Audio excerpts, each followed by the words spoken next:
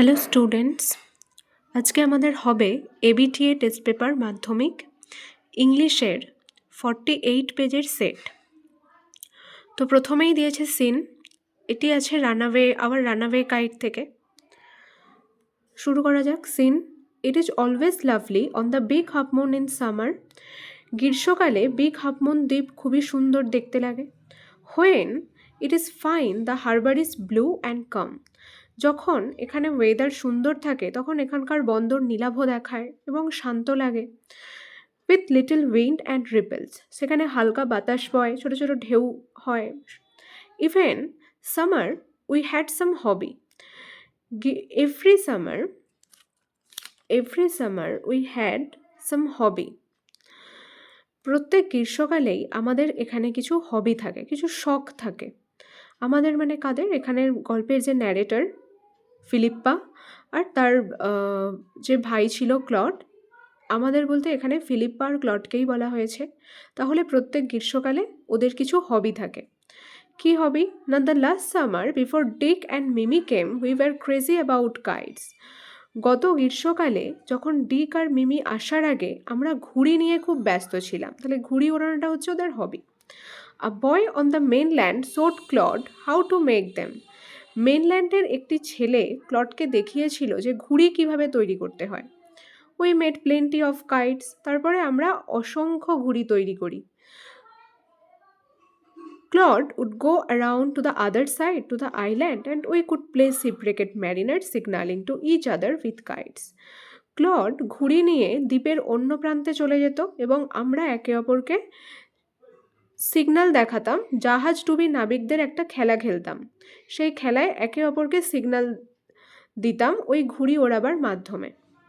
তাহলে সিপ্রেকেট ম্যারিনার্সের খেলা খেলতো ওরা ঘুড়ি ওড়াবার মাধ্যমে।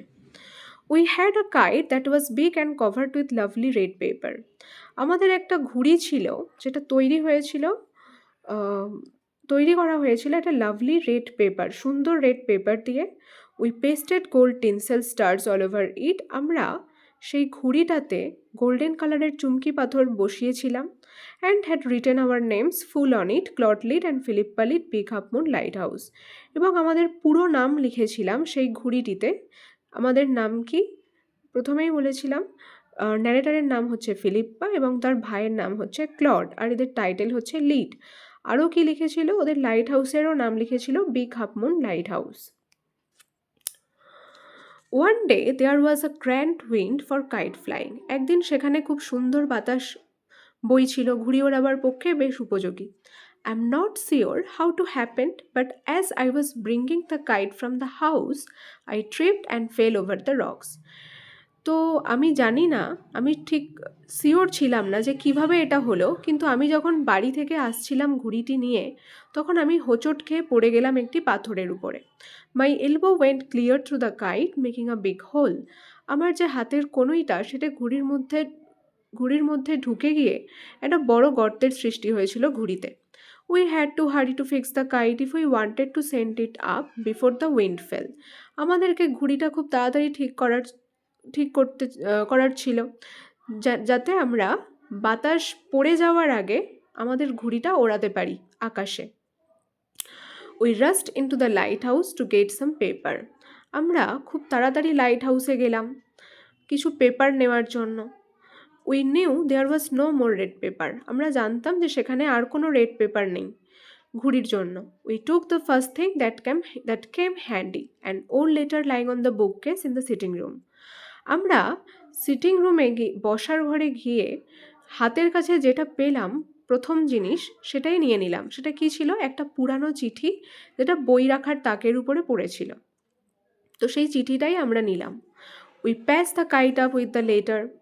আমরা ঘুড়িটার সেই ছিঁড়ে যাওয়া জায়গাতে সেই পুরানো চিঠিটা দিয়ে আঠা দিয়ে সেঁটে দিলাম ঘুড়ির দুই প্রান্তেই। And dried it by the fire, এবং সেটাকে শুকিয়ে নিলাম আগুনে।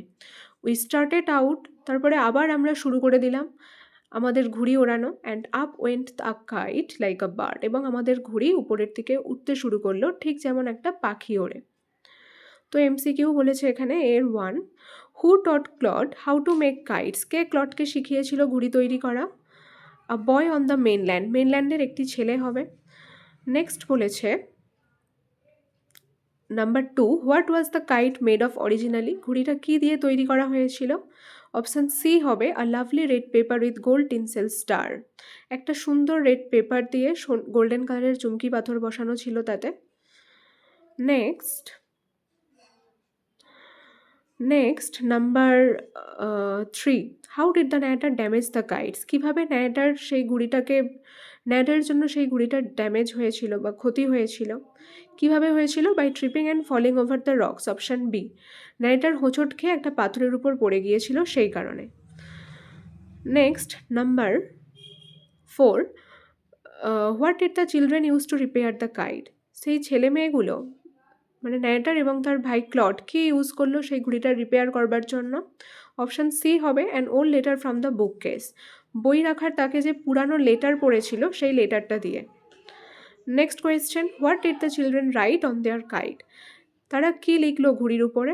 তারা লিখলো তাদের নাম এবং লাইট হাউসেরও নাম। অপশান সি হবে their names and the name of the light house. Next B, complete the following sentence with information from the text. Every summer on the Big Half Moon Island, the children had a hobby, and the last summer before Dick and Mimi came, they were crazy about dash. প্রত্যেক গ্রীষ্মকালে Big half moon দ্বীপে ছেলে মেয়েদের একটা শখ ছিল। গত গ্রীষ্মকালে ডিক আর মিমির আসার আগে তারা খুবই ব্যস্ত হয়ে পড়েছিল অ্যাবাউট কি হবে? অ্যাবাউট কাইটস হবে অ্যান্সার, ঘুড়ি নিয়ে। Next number 2, they hurried to fix the kite because. তারা ঘুড়িটা খুব তাড়াতাড়ি ঠিক করতে চাইছিল, কারণ কি? কারণ এখানে দেওয়া আছে উপরে বিকজের পরে এটা লিখবে উইয়ের জায়গায় THEY, they wanted to send it up before the wind fell. কারণ তারা বাতাস বা হাওয়া পড়ে যাওয়ার আগে ঘুড়িটাকে আকাশে ওড়াতে চাইছিল।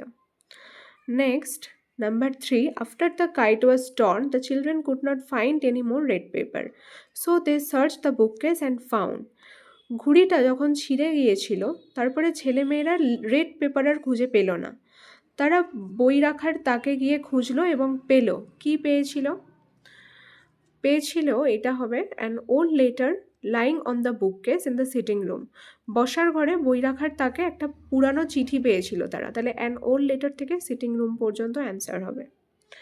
Next true false supporting statement বলেছে 1, Claude brought the kite with him from the mainland.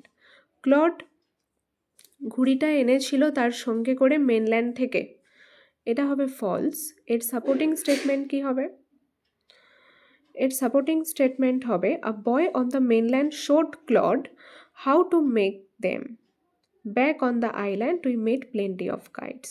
Supporting statement টেক্সটে যা থাকে সেটাই লিখতে হয়, সেই লাইনটাই, তাই উইটা চেঞ্জ হবে না। একটি ছেলে মেনল্যান্ডের সে ক্লডকে দেখিয়েছিল যে ঘুড়ি কীভাবে তৈরি করতে হয়। আইল্যান্ডে ফিরে এসে আমরা নিজেরাই ঘুড়ি অনেক তৈরি করেছিলাম। এটা হবে সাপোর্টিং স্টেটমেন্ট আ বয় থেকে plenty of kites. Next number 2, the children flew the kite after repairing it with the old letter. ছেলে মেয়েগুলো ঘুড়ি উড়িয়েছিল ঘুড়িটাকে রিপেয়ার করবার পর। কি দিয়ে? একটা পুরানো চিঠি দিয়ে। এটা হবে ট্রু। এর সাপোর্টিং স্টেটমেন্ট এইখানে আছে we patched the kite up with the letter a sheet on each side and dried it by the fire. We started out and up went the kite like a bird. আমরা ঘুড়িটাকে সেই পুরানো চিঠি দিয়ে সেটে দিয়েছিলাম দুই প্রান্তে আঠা দিয়ে, এবং সেটাকে শুকনো করে দিয়েছিলাম আগুনে। তারপরে আমরা শুরু করে দিয়েছিলাম ঘুড়ি ওড়ানো, এবং আমাদের ঘুড়ি উপরে উঠে গিয়েছিল ঠিক যেমন পাখিরা আকাশে ওঠে বা ওড়ে।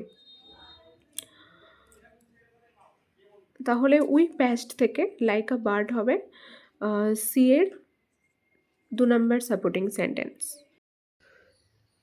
এবারে আসা যাক নাম্বার 2, এটা সিন দ্য স্নেল পোয়েম থেকে। To grass or leaf or fruit or wall the snail sticks close nor fears to fall. ঘাসের সাথে, পাতার সাথে, ফলের সাথে, দেওয়ালের সাথে শামুক আটকে থাকে। nor fears to fall, সেই শামুক কখনো সেই সমস্ত জায়গা থেকে পড়ে যাওয়ার ভয় পায় না। as if he grew their house and all together, যেন মনে হয় শামুক সেই জায়গাতেই বেড়ে ওঠে, সেটাই তার ঘর, সেটাই তার সব। Within that house secure he hides, when danger imminent betides. সেই ঘরের মধ্যেই, তার যে ঘর, সেখানেই সে লুকিয়ে পড়ে যখন সে দেখে কোনো বিপদ আসন্ন। কিসের বিপদ? না of Sturm or other harm besides of weather. কোনো ঝড় আসতে পারে বা কোনো খারাপ জনিত খারাপ ওয়েদারের কারণে যখনই দেখে কোনো বিপদ আসতে চলেছে, তখনই শামুক কী করে? তার নিজের ঘরের মধ্যে লুকিয়ে পড়ে। এখানে তার ঘর বলতে তার নিজের যে শেল অর্থাৎ খোলস, সেই খোলসটাকেই তার ঘর বলা হয়েছে। যখনই শামুক কোনো বিপদ আসন্ন দেখে, তখনই সে তার পুরো বডিটাকে নিয়ে লুকিয়ে পড়ে বা পুরো বডিটাকে টেনে নেয় তার নিজের খোলসের মধ্যে। Give but his horns the slightest touch, his self-collecting power is such, he shrinks into his house with much displeasure. তোমরা কখনো একটা শামুকের সুরে যদি টাচ দাও হালকা করে, তাহলে তার নিজেকে গুটিয়ে নেওয়ার ক্ষমতা এতখানি যে সে তৎক্ষণাৎ নিজেকে গুটিয়ে নেয় তার নিজের ঘরের মধ্যে, অর্থাৎ সে তার বডিটাকে গুটিয়ে নেয় তার খোলসের মধ্যে। উইথ মাচ ডিসপ্লেজার, যদিও সে সেটা করে আনন্দের সাথে নয়, বরং অখুশি হয়েই। এখানে এমসিকিউ আছে, what does the snail stick close to? শামুকটা কিসের সাথে আটকে থাকে? এখানে অপশন সি হবে grass, leaf, fruit or wall. ঘাসের সাথে, পাতার সাথে, ফলের সাথে বা দেওয়ালের সাথে। Number 2, what causes the snail to retreat into it shell? কী কারণে শামুকটা আবার তার খোলসের মধ্যে লুকিয়ে পড়ে বা ঢুকে যায়? অপশন বি হবে টাচ অন ইটস হর্নস। কেউ যদি এর সুরে হালকাভাবে টাচ করে, তখন সে আবার নিজেকে গুটিয়ে নেয় তার খোলসের মধ্যে। Number 3, the snail has no fear of. শামুকের কিসের ভয় থাকে না? অপশন ডি হবে ফলিং, পড়ে যাওয়ার ভয় থাকে না। Next 4, in the above extract house refers two. উপরের যে পোয়েমটা দেওয়া হয়েছে তাতে ঘর বলতে কোন জিনিসটাকে উল্লেখ করা হয়েছে? এটা হবে option C, shell of a snail. শামুকের খোলসকে বলা হয়েছে। বি এর 1, what does the poet suggest about the snail's attachment to its home? এই যে শামুকের একসাথে যুক্ত থাকা বা সংযুক্ত থাকা তার নিজের ঘরের সাথে, এটা বলতে কবি কি বলেছেন বা কি বলতে চেয়েছেন কবি? তাহলে বি এর 1 এর অ্যান্সার হচ্ছে the poet suggest about the snail's attachment to its home. কবি বলেছেন যে শামুকটার সংযুক্ত থাকা তার নিজের ঘরের সাথে, that the snail and its house are one and the same. এটা হলো যে শামুক এবং তার ঘর একটাই এবং একই। The snail's house is the shell of the snail. শামুকের ঘর বলতে এখানে তার খোলসটাকেই বলা হয়েছে। Its house cannot be separated from the snail. এর ঘরটাকে, একটা শামুকের ঘরকে শামুকের থেকে কোনোভাবেই আলাদা করা যায় না, কারণ তার নিজের খোলসটাই হচ্ছে তার ঘর। The snail retreats into its shell when it senses danger. শামুকটা পিছিয়ে আসে তার খোলসের মধ্যে বা খোলসের মধ্যে নিজেকে গুটিয়ে নেয় যখন সে কোনো বিপদ আসন্ন দেখে। So the snail is very well satisfied, SATISFIED. So the snail is very well satisfied with his own treasure. তাই তার কাছে তার নিজের যে শেল বা নিজের যে বডি, সেটাই হচ্ছে তার সম্পদ, এবং শামুকটা খুবই আত্মসন্তুষ্টিতে থাকে বা সন্তুষ্ট থাকে তার এই নিজস্ব সম্পদ নিয়ে। নেক্সট বলেছে BA 2, explain the meaning of the line, his self-collecting power is such, he shrinks into his house with much displeasure. বলেছে কি, এই যে তার নিজেকে গুটিয়ে নেওয়ার ক্ষমতা এতখানি যে সে নিজের ঘরের মধ্যে গুটিয়ে নেয় নিজেকে, উইথ মাচ ডিসপ্লেজার মানে অখুশি হয়ে। এইটা বলতে কবি কি বলতে চেয়েছেন? নাম্বার 2 এর অ্যান্সার হচ্ছে the snail's house refers to the shell of the snail. এখানে শামুকের ঘর বলতে শামুকের যে দেহে খোলস থাকে সেইটাকে উল্লেখ করা হয়েছে। Whenever he senses danger or someone touches its horn, he retreats into its shell. যখন শামুকটা কোনো বিপদ আসন্ন দেখে বা কেউ একজন তার হর্ন বা তার সুরকে টাচ করে, he retreats into its shell, সে আবার তার খোলসের মধ্যে নিজেকে গুটিয়ে নেয়। He pulls his entire body into its shell, যেহেতু শেলটাই তার ঘর, খোলসটাই তার ঘর, তাই সে তার পুরো বডিটাকেই টেনে নেয় তার নিজের ঘরের মধ্যে। ফর প্রোটেকশন, নিজের সুরক্ষার জন্য। বাট উইথ মাচ ডিসপ্লেজার, কিন্তু সে এটা করে অনেকটা অখুশি হয়েই। এবার হবে আমাদের unseen. Number 3, the ongoing conflict between Israel and Hamas has once again escalated. যে দ্বন্দ্ব চলছে ইসরায়েল এবং হামাসের মধ্যে, সেটা কি হয় না বাড়তে থাকে সেই দ্বন্দ্ব ইসরায়েল এবং হামাসের মধ্যে। With both sides enduring significant losses. এই ইসরায়েল এবং হামাসের মধ্যে দ্বন্দ্বের কারণে উভয় পক্ষেই বেশ গুরুতর ক্ষয়ক্ষতি হয়। The latest round of violence began in early 2025 and after a series of skirmishes and attacks from both parties, বলছে কি এদের মধ্যে যে ভায়োলেন্স, হিংস্রতা, সেটা শুরু হয়েছিল 2025-এর প্রথম দিক থেকেই, বেশ কিছু দাঙ্গার পরে, এবং উভয় পক্ষ থেকেই বেশ কিছু অ্যাটাক করা হয় একে অপরকে। তারপর থেকেই 2025-এর শুরুতেই ভায়োলেন্স শুরু হয়। Hamas, the militant group that controls the Gaza strip, launched rocket attacks targeting several Israeli cities, including Tel Aviv and Jerusalem. Hamas হচ্ছে মিলিটারি সংস্থা যেটা কন্ট্রোল করতে বা নিয়ন্ত্রণে রাখে গাজাকে। এই হামাসই প্রথম রকেট অ্যাটাক করেছিল বেশ কিছু ইসরায়েলের শহরের উপরে, তার মধ্যে অন্তর্গত তেল আভিভ এবং Jerusalem. In response, Israel conducted airstrikes on Gaza, targeting Hamas infrastructure and military sites.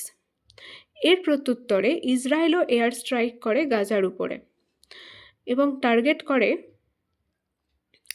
হামাসের বিভিন্ন অর্থনৈতিক, সামাজিক পরিকাঠামোগুলো, বিভিন্ন সংস্থা এবং military সাইটগুলো। The fighting has resulted in hundreds of casualties, most of them from Gaza, where civilian areas have been heavily impacted. যুদ্ধের যে result হয়েছিল, যে পরিণতি হয়েছিল, তাতে শত শত ক্ষয়ক্ষতি হয়েছিল। বেশিরভাগই ক্ষয়ক্ষতি হয় গাজাতে, যেখানে সিভিলিয়ান এরিয়াগুলো খুব গুরুতরভাবে প্রভাবিত হয়েছিল। The root of the conflict lies in long standing political territorial dispute. এদের মধ্যে যে দ্বন্দ্বের মূল, সেটা নিহিত ছিল কোনো রাজনৈতিক এবং টেরিটোরিয়াল মানে এরিয়া নিয়ে সমস্যা, জায়গা নিয়ে সমস্যা। The Gaza Strip, a small densely populated area, has been under Hamas control since 2007. Gaza হচ্ছে এখানকার হামাসের অন্তর্গত একটি ছোট, বেশ ঘন জনবসতি রয়েছে সেখানে, সেটা হামাসের কন্ট্রোলে রয়েছে 2007 সাল থেকে।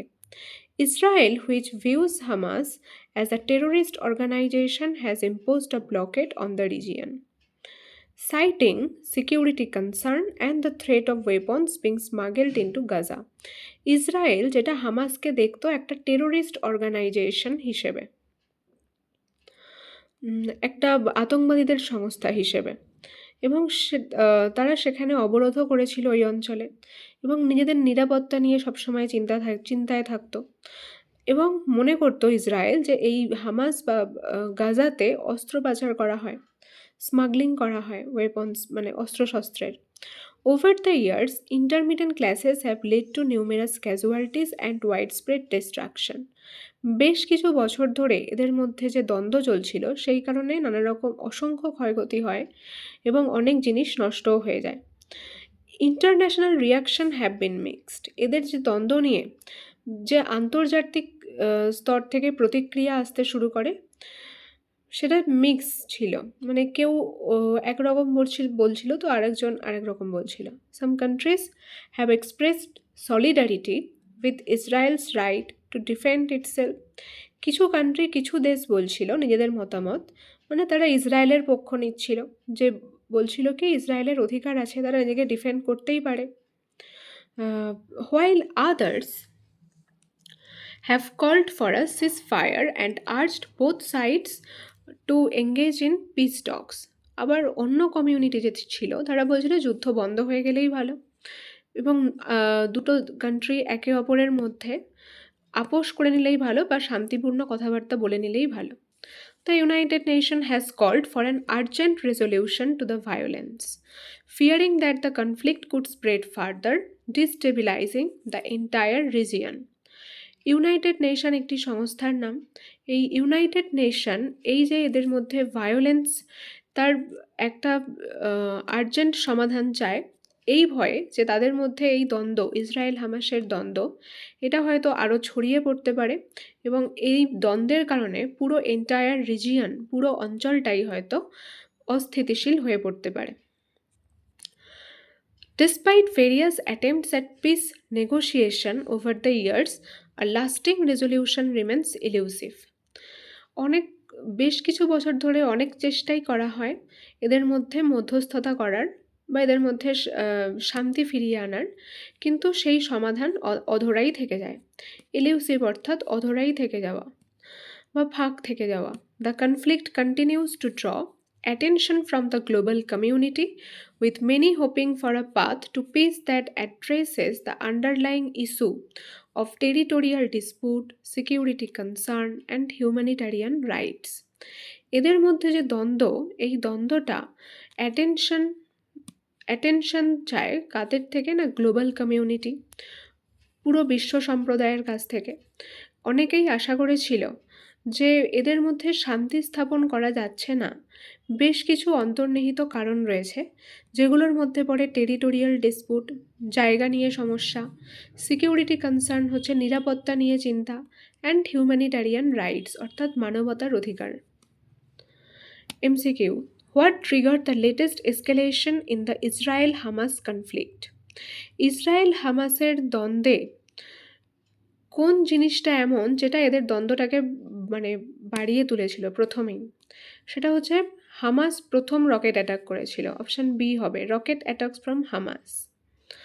Next, number 2, how did Israel respond to the rocket attack from Hamas? Hamas যখন প্রথম রকেট অ্যাটাক করে তখন ইসরায়েল সেটার কিভাবে রেসপন্ড করেছিল? এটা হবে option B, by conducting air strike on Gaza. ইসরায়েলও এয়ার স্ট্রাইক করে গাজার উপরে। Next, number 3, which organisation controls the Gaza Strip? কোন অর্গানাইজেশন কন্ট্রোল করতো গাজাকে? অপশান সি হবে, Hamas. Next, number 4, what has the international community called for in response to the conflict? বলেছে international community এই দ্বন্দ্বের কি রেসপন্স করেছিল? এটা হবে option B, a ceasefire and peace Tux.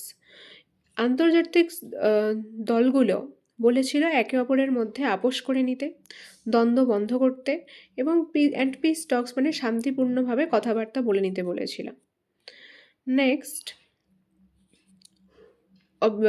question number 5, what is one of the main reason for which lasting resolution to the conflict has been difficult to achieve? Main কারণ কি ছিল যেটার জন্য এই দ্বন্দ্বের যে শেষ সমাধান সেটা করা সম্ভব হয়নি, বা সেই সমাধানটা অর্জন করাটা অনেক কঠিন হচ্ছিল? কি এমন কারণ ছিল যার জন্য সমাধান করা যাচ্ছিল না? এটা অপশান বি হবে, territorial dispute and security concern, জায়গা নিয়ে সমস্যা এবং নিরাপত্তা নিয়ে চিন্তা। Next, what fear does the United nation have regarding the ongoing conflict? United nation কি ভয় করেছিল যে এই দ্বন্দ্ব চলতে থাকলে কি হতে পারে? অপশান বি এর অ্যান্সার হবে that it could destabilise the entire Middle East region. এটা সম্পূর্ণ মধ্য পূর্ব অঞ্চলগুলিকে অস্থিতিশীল করে দিতে পারে এই ইসরায়েল হামাসের দ্বন্দ্ব। অপশান বি হবে true false supporting statement. Number 1, the Gaza Strip has been under Hamas control since 2017. Gaza strip হামাসের কন্ট্রোলে ছিল 2017 থেকে, এটা হবে ফলস। এর সাপোর্টিং স্টেটমেন্ট এইটা হবে, the Gaza strip a small and densely populated area has been under Hamas control since 2007। এই গাজা যেটা হামাসেরই আন্ডারে ছিল, কিন্তু সেটা কবে থেকে, 2017 থেকে নয়, 2007 থেকে। তাহলে গাজা স্ট্রিপ থেকে 2007, এটা হবে বিয়ের ওয়ানের supporting statement. Next 2, the international community is unanimously supporting Israel in the conflict. আন্তর্জাতিক সম্প্রদায় কি একমাত্র ইসরায়েলকেই সাপোর্ট করছিল এই দ্বন্দ্বে? এটা ফলস হবে, কারণ আন্তর্জাতিক সম্প্রদায়ের দুটো মতামত ছিল। কি বলেছে এখানে, international reaction have been mixed, some countries have expressed solidarity with Israel's right to defend itself. আন্তর্জাতিক স্তর থেকে যে প্রতিক্রিয়াগুলো এসেছিল সেগুলো মিক্সড ছিল।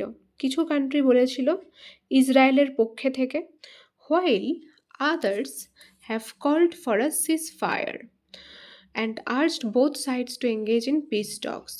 আবার অন্য একদল বলেছিল যে যুদ্ধ বন্ধ করতে এবং উভয় পক্ষের মধ্যেই একটা আপোষ করে নিতে বলেছিল, শান্তিপূর্ণ কথাবার্তা বলে নিতে বলেছিল। তাহলে পিস টক্স পর্যন্ত হবে এর সাপোর্টিং স্টেটমেন্ট B2 এর ইন্টারন্যাশনাল রিয়াকশনস থেকে। Next number 3, the conflict has resulted in damage to both military and civilian areas in Gaza. এই দ্বন্দ্বের জন্য ড্যামেজ হয়েছিল মিলিটারি এবং সিভিলিয়ান উভয় দিকই গাজাতে। এটা ট্রু হবে। তো এর সাপোর্টিং স্টেটমেন্ট হবে এখানে, the fighting has resulted in hundreds of casualties, most of them from Gaza, where civilian areas have been heavily impacted.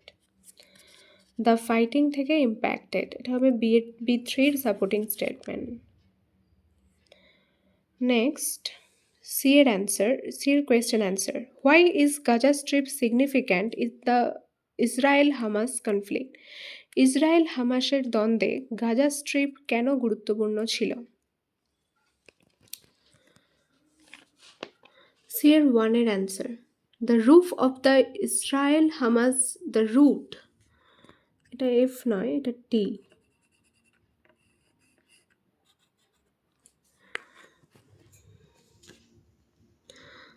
The root of the Israel-Hamas conflict lies in long-standing political and territorial dispute. Israel হামাসের দ্বন্দ্বের মূলে ছিল কোনো রাজনৈতিক সমস্যা এবং territorial dispute মানে জায়গা নিয়ে সমস্যা। The Gaza Strip, a small densely populated area, has been under Hamas control since 2007.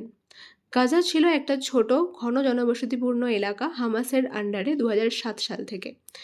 Israel which views Hamas as a terrorist organization, Israel যেটা হামাসকে দেখতো একটা আতঙ্কবাদীদের সংস্থা হিসেবে, সাইটিং সিকিউরিটি কনসার্ন, নিজেদের নিরাপত্তা নিয়ে চিন্তা করতো, and the threat of weapons being smuggled into Gaza, এবং এটারও ভয় পেত যে এখানে এই গাজাতে অস্ত্র পাচার করা হয়, স্মাগলিং করা হয় ওয়েপন্সের। নাম্বার 2 এর কোয়েশ্চেন বলেছে, what are the major humanitarian concerns arising from the ongoing conflict between Israel and Hamas? মানুষের কি চিন্তার বিষয় ছিল মেন এই ইসরায়েল হামাসের দ্বন্দ্বে?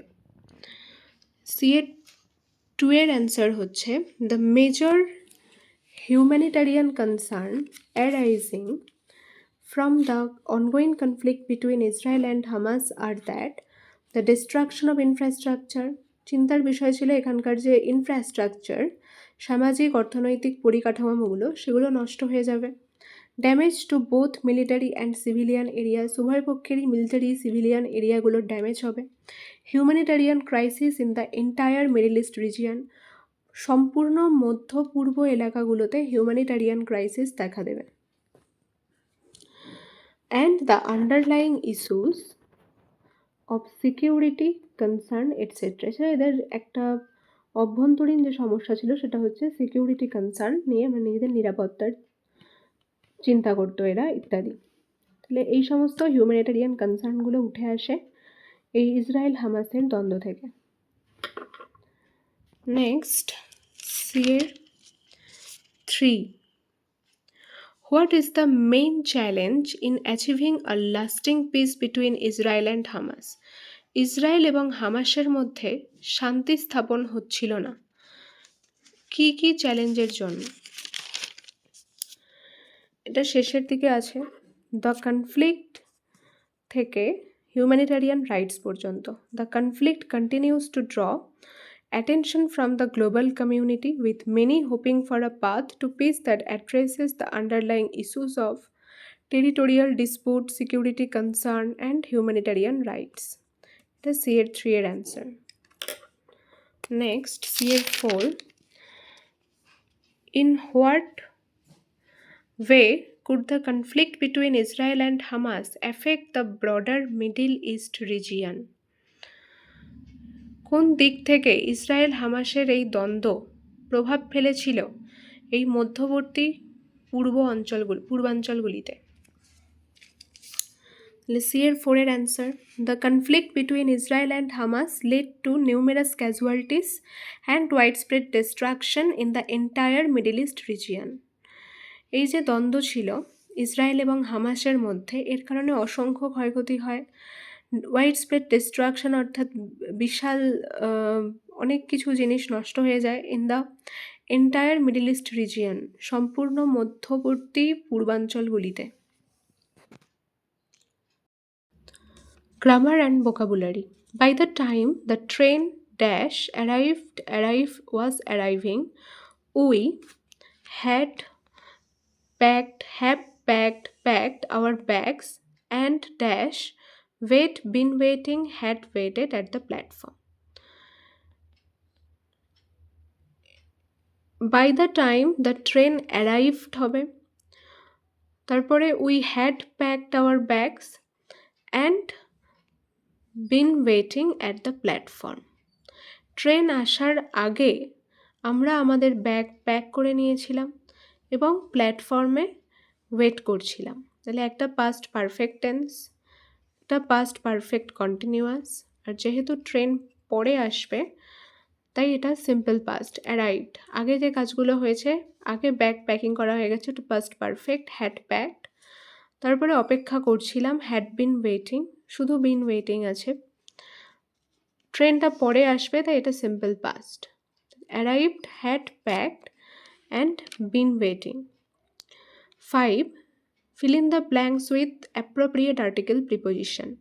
We stayed at the hotel that is just a few steps away from the museum. Do as directed. They made him the captain of the team in spite of his experience. এটা voice change.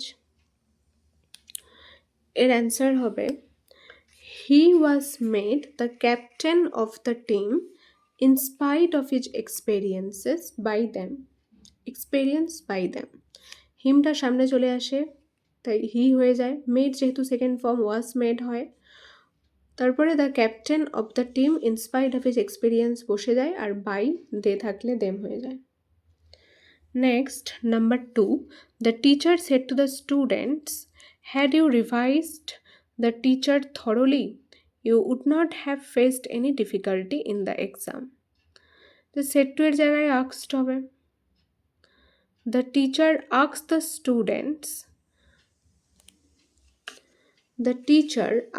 the students if they had revised the chapter thoroughly, they would not have faced any difficulty in the exam.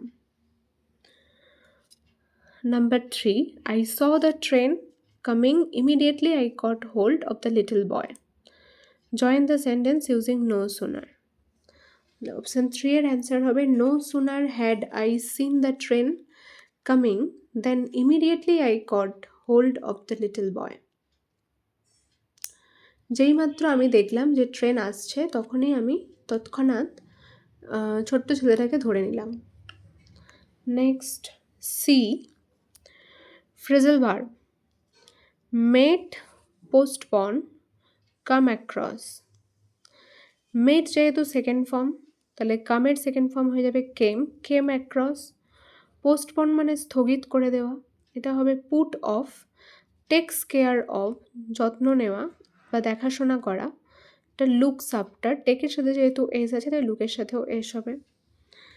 এখানে দেওয়া আছে made came across, postponed put off, text care of, looks after.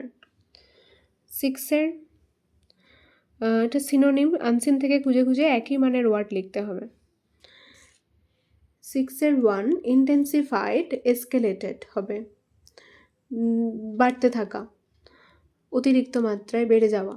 Number 2 difficult to find, catch or achieve, এটা হবে illusive, মানে পলাতক, যাকে ধরা যায় না, সেটা ইলিউসিভ। নাম্বার 3 related to the ownership of an area of land or sea, এটা টেরিটোরিয়াল হবে। আর 4 মেনি মানে অসংখ্য বা অনেক, তাই এটা হবে নিউমেরাস। দেখো রাইটিং হচ্ছে number 7। Suppose you are the student editor of your school magazine. ধরো তুমি একজন স্টুডেন্ট এডিটর তোমাদের স্কুল ম্যাগাজিনের। একটা নোটিশ লেখো, স্টুডেন্টদেরকে বলো তারা যেন কিছু ডোনেট করে, কিছু দান করে। কারণ তোমাদের স্কুল থেকে ধরো একটা ডোনেশন ক্যাম্পেন বা ডোনেশন ক্যাম্প করা হচ্ছে। কাদের উদ্দেশ্যে? না, মায়ানমারে ভূমিকম্প হয়েছে, সেখানকার যারা ভিকটিম, যারা শিকার হয়েছে সেই ভূমিকম্পের, তো তাদের উদ্দেশ্যে কিছু দান পাঠাতে বলছে। তো এটা নিয়ে একটা নোটিশ লিখতে বলছে স্টুডেন্টদের 100 ওয়ার্ডসে। এর answer: notice, ABC high school, donation drive for earthquake survivors in Myanmar. Date দিতে হবে যেদিন নোটিশটা লেখা হচ্ছে। All the students of our school are hereby informed that our school is going to arrange a donation drive on 1st January 2026 for earthquake survivors or for the victims of the recent earthquake in Myanmar to raise funds. আমাদের স্কুলের সমস্ত স্টুডেন্টদেরকে inform করা হচ্ছে যে আমাদের school arrange করতে চলেছে ডোনেশন ড্রাইভ 1 জানুয়ারি 2026-এ আর্থকোয়েক, ভূমিকম্পতে যারা বেঁচে গেছে বা যারা ভিকটিম হয়েছে মায়ানমারে, তাদের জন্য। All students are requested to contribute some cash, clothes or dry foods or medicines for the victims of the earthquake in this donation camp of our school. সমস্ত স্টুডেন্টদেরকে রিকোয়েস্ট করা হচ্ছে তারা যেন কিছু কন্ট্রিবিউট করে, কিছু দান দেয়, কিছু টাকা পয়সা, জামা কাপড়, শুকনো খাবার, মেডিসিন, সেই সমস্ত আর্থকোয়েকে যারা ভিকটিম হয়েছে তাদের উদ্দেশ্যে আমাদের স্কুলের ডোনেশন ক্যাম্পে। Interested students have to contribute those things on or before 25 December 2025। যে সমস্ত স্টুডেন্টরা ইন্টারেস্টেড তারা দান করতে পারে এই সমস্ত জিনিস 25 ডিসেম্বর 2025-এর আগে, আর না হলে সেই দিনে। Students must submit those things to the secretary of our school. স্টুডেন্টসদেরকে এই সমস্ত জিনিসগুলো জমা দিতে হবে বা সাবমিট করতে হবে আমাদের স্কুলেরই সেক্রেটারির কাছে। For any further information students May contact the secretary of our school. আরও কোনো ইনফরমেশন পেতে চাইলে স্টুডেন্টসরা কন্ট্যাক্ট করতে পারে আমাদের স্কুলের সেক্রেটারির কাছে। কাউন্টার সাইন দিয়ে হেডমাস্টার আর হেডমিস্ট্রেসের নাম, এদিকে দ্য স্টুডেন্টস এডিটর দিয়ে নিজের নাম, title, ABC high school. Number 8 write a biography of Shri Aurobindo within 100 words using the following. Aurobindo ঘোষের বায়োগ্রাফি লিখতে বলেছে 100 ওয়ার্ডসে। তাহলে এটার অ্যান্সার হচ্ছে a biography of Shri Aurobindo Ghosh. Sri Aurobindo Ghosh was a great Indian nationalist, philosopher, poet of our India. Shri Aurobindo Ghosh ছিলেন একজন মহান ভারতীয় ন্যাশনালিস্ট অর্থাৎ জাতীয়তাবাদী দার্শনিক এবং আমাদের ইন্ডিয়ার কবিও বলা চলে। He was born on 15th August in 1872 in Kolkata, then Calcutta, West Bengal. তিনি জন্মগ্রহণ করেছিলেন 1872 সালে 15ই অগস্টে কলকাতা, তখনকার সময় ক্যালকাটা বলা হতো, আমাদেরই ওয়েস্ট বেঙ্গলে। His father was doctor Krishnadhan Ghosh and his mother was Swarnalata Devi. তার বাবা ছিলেন ডক্টর কৃষ্ণধন ঘোষ এবং তার মা ছিলেন Swarnalata Devi. He studied in England, Manchester, London, Cambridge. তিনি ইংল্যান্ডের এই সমস্ত জায়গাগুলোতে পড়াশোনা করেছিলেন। ম্যানচেস্টার, লন্ডন, কেমব্রিজ ইউনিভার্সিটিতে পড়েছিলেন। He was briefly connected with the Indian civil service. তিনি খুব ছোট বা করে বা সংক্ষেপে কানেক্ট ছিলেন ইন্ডিয়ান সিভিল সার্ভিসের সাথে। He also became a professor at Baroda college. তিনি বরোদা কলেজের প্রফেসরও হয়েছিলেন। Later he was associated with the Indian freedom struggle. পরবর্তী সময়ে তিনি যুক্ত থাকেন ভারতের স্বাধীনতা সংগ্রামের সাথে। He joined the revolutionary movement. তিনি বৈপ্লবিক আন্দোলনেও যোগদান করেছিলেন। He also wrote for Bande Mataram, our national song. তিনি লিখেছিলেন বন্দে মাতরম, আমাদের জাতীয় গান। After 1910 he dedicated his life to spiritual work. 1910 সালের পরে তিনি তার লাইফ ডেডিকেট করেছিলেন স্পিরিচুয়াল ওয়ার্ক, ধর্মীয় বা আধ্যাত্মিক কাজের উদ্দেশ্যে। Developing a unique philosophy of integral yoga. তিনি একটা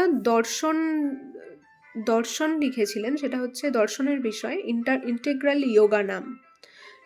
ইয়োগা নামক। He settled in Pondicherry and founded Aurobindo Ashram there. তিনি পন্ডিচেরিতে সেটেল হয়েছিলেন এবং সেখানেই অরবিন্দ আশ্রম প্রতিষ্ঠা করেছিলেন। His important writings were the Life Divine, Savitri, essays on the Gita. তার গুরুত্বপূর্ণ কিছু রাইটিংস ছিল Life Divine, Savitri, essays on the Gita. Shri Aurobindo Ghosh breathed his last on 5th December in 1950। তিনি তার শেষ নিঃশ্বাস ত্যাগ করেছিলেন 5th ডিসেম্বর 1950-তে। নাম্বার 9 বলেছে, write a letter to your friend advising him or her to maintain physical fitness regularly. Mention the importance of daily exercise, balanced diet, proper sleep, staying hydrated and avoiding junk food as key habits for good health.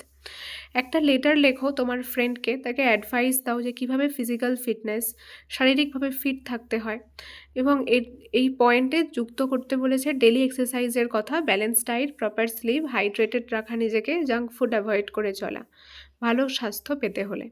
তো এটা physical fitness কীভাবে maintain রাখতে হয় সেই নিয়ে একটা ফ্রেন্ডকে letter লিখতে বলছে।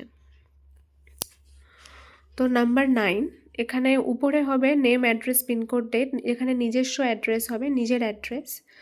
ডিয়ার, আমি লিখেছি রিনা, যে কোনো একটা ফ্রেন্ডসের নাম এখানে দিতে হবে ডিয়ারের পর। I hope this letter finds you in good health. আমি আশা করছি এই লেটারের মাধ্যমে যে তোমার শরীর স্বাস্থ্য ভালো রয়েছে। I am also well here, আমিও এখানে ভালো আছি। Today I am writing this letter to advise you how to maintain physical fitness regularly. আজকে আমি তোমাকে এই লেটারটা লিখছি, তোমাকে অ্যাডভাইস দিচ্ছি যে কীভাবে তুমি মেনটেন করবে ফিজিক্যাল ফিটনেস রোজ। As you know, staying active is very important for our overall health and wellbeing. তুমি জানো ভালো করেই যে আজকালকার দিনে অ্যাক্টিভ থাকা, সক্রিয় থাকাটা কতটা গুরুত্বপূর্ণ আমাদের স্বাস্থ্যের জন্য, ভালো থাকার জন্য। To achieve good health and physical fitness, all people should do daily physical exercise, ইয়োগাস।